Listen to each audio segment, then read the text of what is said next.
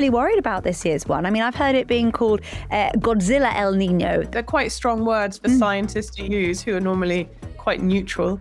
They're saying it could be one of the strongest on record. That's really concerning because the strongest ones in the past 50 years have caused global temperatures to rise. You're probably no stranger to stories of extreme weather events, floods, wildfires, destruction, and I don't want to alarm you, but this year we are going to have a massive weather event called El Nino, which is when parts of the Pacific Ocean warm up, and that has knock-on effects for the rest of the planet. And this year is going to be one of the biggest ones on record.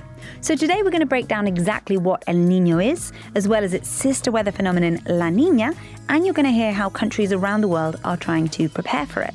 I'm Hannah, and this is What in the World from the BBC World Service. First of all, we're going to hear from some of you about how El Nino is affecting your country. Temperatures over here are already crossing 46 to 47 degrees Celsius. Now, what's worrying over here is that earlier people at least got some kind of relief during the nights, but now even the nights remain extremely hot. The temperatures are still touching 45 degrees during the night time. When we talk about El Nino, it can intensify heat waves, delay rainfall, and make dry heat conditions even worse. This is no longer feeling like extreme weather. It's actually becoming the new normal for us. Across India, hundreds of heat stroke cases have already been reported this summer, and several deaths are being linked to extreme heat. Hospitals have been put on alert and have been told to be prepared for heat stroke cases, and people are now being advised to avoid stepping out during peak afternoon hours. Many people in India still feel we need a much more stronger long-term planning, better urban cooling, more trees, shaded areas, stronger water management, and reliable electricity supply. Hello, my name is Santiago Estevesky, and El Nino and extreme weather can have very big impact where I'm from because I am surrounded by the ocean.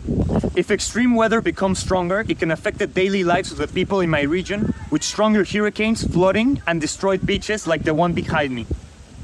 Beaches are changing, storms feel more intense, and environmental problems are becoming more noticeable each year. I think it's important for everybody, especially young people, to speak about these issues to help raise awareness about climate change because it affects everybody. Now we're going to break this down with our go-to climate and science correspondent, Georgina Ranat. Hi, Georgina. Hey, Hannah. So we've talked about this before, haven't we? I think it was a couple of years ago. Can you explain again, what is El Nino? What causes it? It's really complex, so you've got to bear with me. But the key thing to remember as we go through it is water temperature at the top of the ocean, so sea surface temperatures. They're the way that we understand this pattern, and we actually see it emerging around the world every few years. So El Nino is one part of a natural phenomena called El Nino Southern Oscillation, one of those very scientific, technical sounding terms. But normally in the Pacific Ocean, trade winds blow west along the equator. So if you picture a globe or a map, sometimes we see those little arrows indicating wind. So normally they're all pointing west, and that brings warm water from South America towards Asia. But during El Nino, those winds, those little arrows, weaken, and all of that warm water is then pushed back eastwards towards the west coast of America. So there's much more, basically a lot more water in that region, and all of that affects global weather patterns. What kind of effects are we talking? What actually happened? I remember reporting on it in 2024. And there was a few weeks when I was working when just a series of different records were broken. We sort of smashed through those records. So that included the hottest day in terms of global average temperatures, the highest temperature that oceans ever reached. And I also reported on a coral mass bleaching event. And all of those things were linked to this El Nino event. Not everyone is the same. Not every El Nino is the same, and the patterns can vary. But on the whole, it can affect temperatures. So global temperatures increase during El Nino. I talked about sea surface temperatures and warm water. El Nino means all this warmer water spreads further through the oceans and stays closer to the surface. So if you think about, if you have a bowl of boiling water, sort of imagine that, and then think about the air just above that boiling water, that's going to get hotter. Mm-hmm. That's what happens with the ocean. So it releases this warm water upwards, creating warmer and wetter air. So they don't make all areas of the world hotter. But in South America, the southern part of the African continent, most of Europe, India, Japan, parts of Australia, they all get a bit hotter. But some parts of the US and Scandinavia and even parts of Australia, they actually get a bit cooler. So that's one of the effects. Rainfall is another major area affected by El Nino. So the warmer water pushes the Pacific jet stream, goes further south and east, and that brings wetter weather to the south of the US and the Gulf of Mexico. We get some very powerful rainstorms, a lot more flooding. But conversely, the disruption also means you get places with drier conditions. So Southeast Asia, Australia, Central Africa get much less rainfall, and they actually can fall into drought. And we can also get more tropical storms, but they move around. So we don't get as many hurricanes in the Atlantic, but there are more storms in the tropical Pacific. There's also, so that's our weather, but it can also affect ocean life and marine life and our food systems. Obviously, we all, or many of us, eat fish. So everything living in the ocean, fish, whales, phytoplankton, octopus, they all rely on this really complex movement of nutrients through the ocean.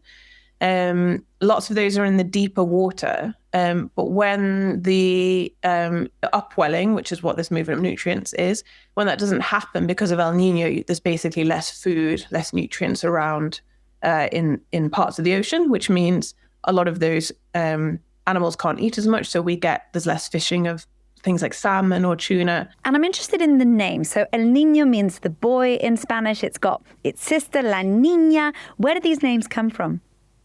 El Niño, La Niña were first identified actually in the 1600s, so more than 400 years ago.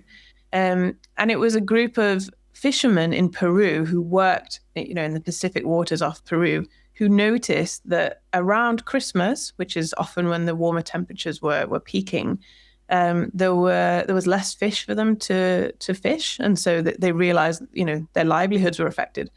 And so they identified this changing ocean temperature and called it La Niña, or El Niño and La Niña. El Niño means, people who speak Spanish who are listening or watching will understand. El Niño is the boy or the child, La Niña, the girl or the child.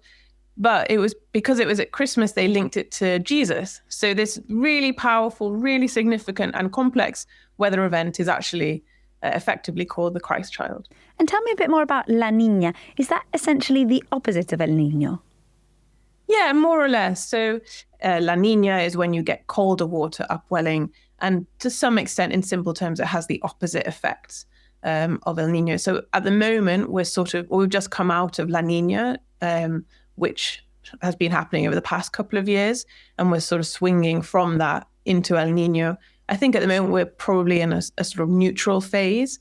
But already at the moment, if we think again about sea surface temperatures, if you look at maps of temperatures in the Pacific Ocean, you can see these sort of moving blobs of red, and they're the higher temperatures developing and coming up to the top layer of the ocean. So is that really how it works? We kind of go between El Niño and La Niña. Is it every couple of years? I mean, we last spoke about this. You said it was in 2024, right?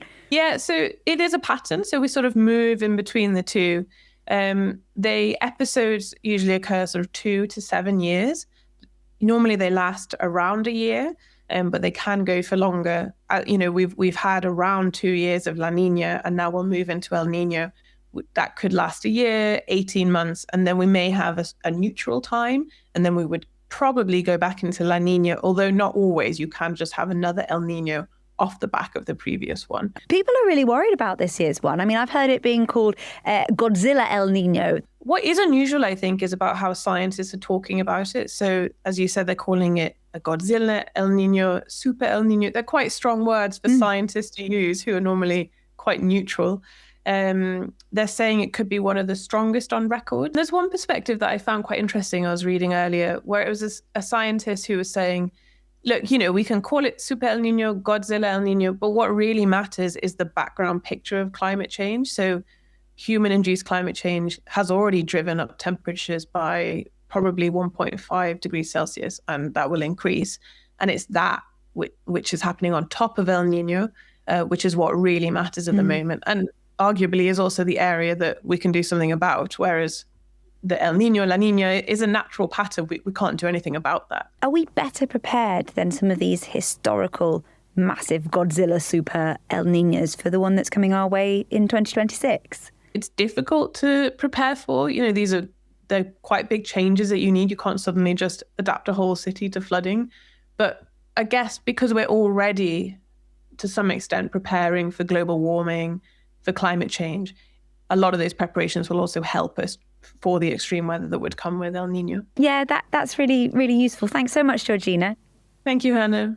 If you've got any thoughts or questions about this episode, please do get in touch with us. You can leave us a comment below. You can let us know if you're in a country that is feeling the effects of El Nino and what your country is doing to try to prepare for it, or is it something that you're preparing for at all?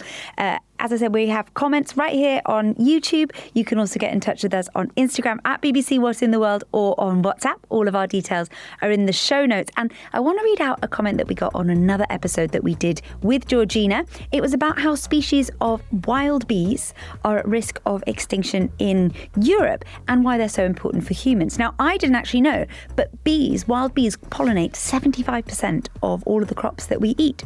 And Jim left us a comment and he said that in Peru, bees are legally protected. It's an offence to kill bees. And I had a look at that, and it's a particular species of bee from the Amazon that has no sting. So thank you, Jim, for that comment, and keep those comments coming.